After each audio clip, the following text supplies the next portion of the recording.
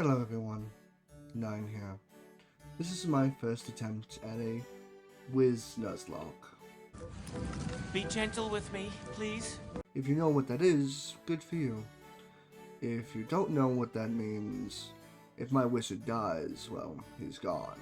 Everyone died. To make this more interesting though, I have made it so I can only use crafted gear that I have made. If you want any more details, look at the description below.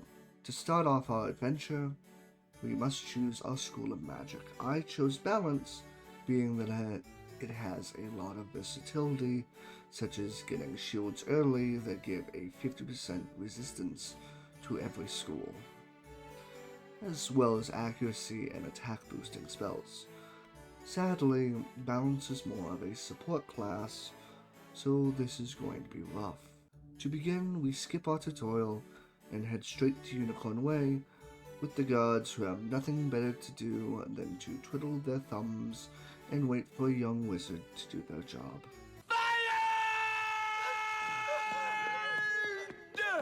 With a limit of 3 cards, we need to rush to level 5 and get our Scorpion spell, a level 2 spell that can knock out any creature with 150 HP or less. Very useful for now. Having up to 6 spells, we traverse to face Rattlebones, an undead knight with Nevermind. We seem to have one-shot him with Scorpion. Unicorn Way complete. Up next was to learn the basics about the sideshows of Wizard 101, being gardening, fishing, pets, and crafting. Since we hit level 5, we head straight to our crafting teacher and learn the basics and get our first set of equipment, being an anthem and a ring. Up next, we collect our first pet, being a golem, who is going to be a very good, useful ally. After that, we head off to Triton Avenue to hate our lives.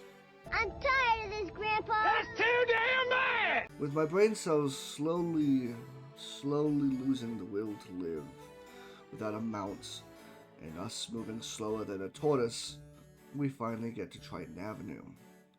We begin our grind by doing as many side quests as we can, which almost ended our run. The Kraken is more of a pain than I expected running through this challenge. It doesn't help I didn't pack any of my shields that I mentioned earlier to aid us in this problem. So packing only 3 scorpions, 1 scarab, and a pixie, my golem had to do most of the heavy lifting. After dealing with the Kraken, we head off to deal with another boss, the Harvest Lord, whose plan was to nuke the streets. When did this become a progenitor of Fallout? Whatever. Killed him, Triton Avenue, complete. Up next was Cyclops Lane. This is where the challenge begins. To start things off, there are 3 enemies on the street. The Troll, who we can one-shot, but then there are the Cyclops and the Minotaurs. I need to be careful around these enemies, for I don't have any good equipment to boost my power to one-shot them. Then came General Achilles. This brute of a Cyclops is scared of an undead rabbit that he could squish with his hammer. Dealt with him with a near-death experience. How'd it go? Don't ask. Being closer to level 10, I went to my professor to collect Swarm. This tier 3 spell was very much needed to deal with these demented-looking elves in Biocat Alley. This street is swarmed with these elves, who I wanted nothing to do with, and they may have given Pennywise a scare or 2. To complete this street, there are 2 bosses I need to deal with. A dumb banshee who's a drama queen, and the hypnotized elf from hell. Dealing with the banshee was no walk in the park, having no resistances of any kind to death magic. I should really start packing these shields more. Up next was our elf from hell. This was going to be more of a challenge since I need to use Swarm to take out the minion. These 2-on-1 fights are really starting to get on my nerves. But we get through and defeat the Psycho Elf. We're close to defeating Wizard City and being out of here so we can get actual equipment. Happily, to finish this, I need to go and defeat Foul Gaze, a bookworm of a ghost who needs to know when to get out of the way.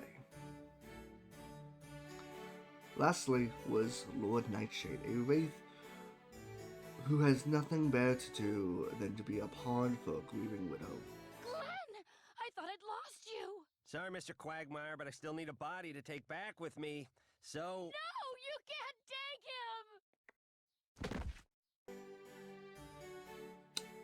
This fight was a walk in the park since I summoned myself a crown minion to help deal with the pests. Since I was getting sick of the 2v1 battles, but now Lord Nightshade is dead and I am free to leave this world and head to Clockatopia. Sadly, it does not end here.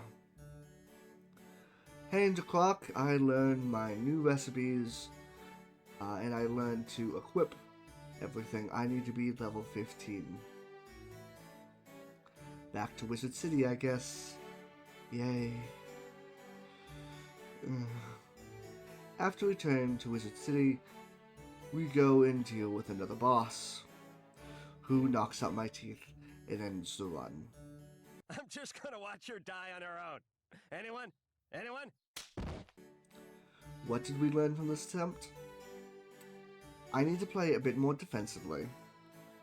I need to keep my pet fed. And a minion might be our best bet of survival. Thank you for watching, and we'll see you next time. Good night, and goodbye.